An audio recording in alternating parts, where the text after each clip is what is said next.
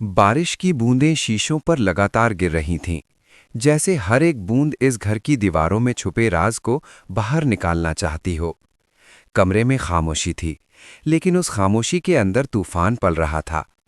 Uncle की आंखें गुस्से और उलझन से भरी थीं। बेटी रो रही थी।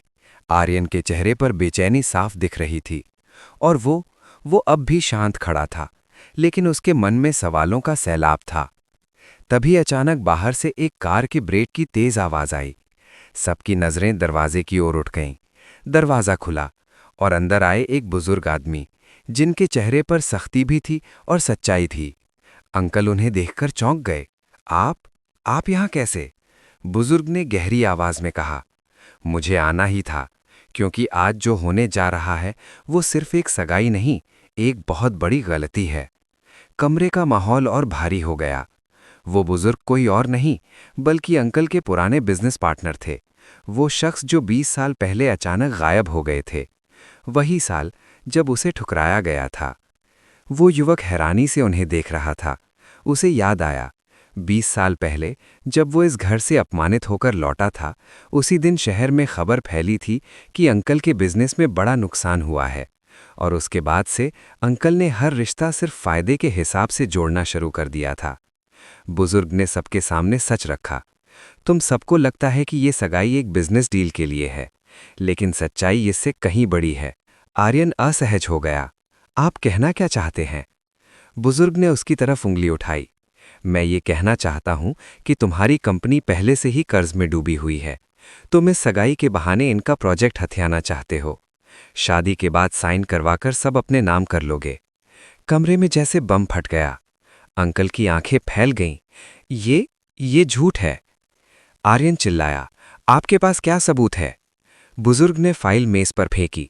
ये रहे सबूत।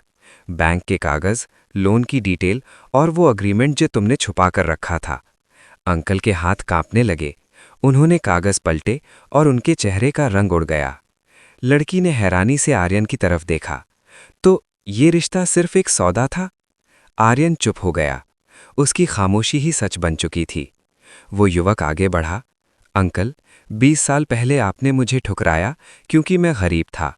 आज आप अपनी बेटी की जिंदगी एक ऐसे इंसान के हाथ में देने जा रहे थे जो आपको ही बर्बाद कर देता। अंकल की आंखों में पछतावा झलकने लगा। बुजुर्ग ने धीमे स्वर में कहा, और एक सच और भी है जिसे आज तक छुपाया गया है। सबकी सांसें थम गईं।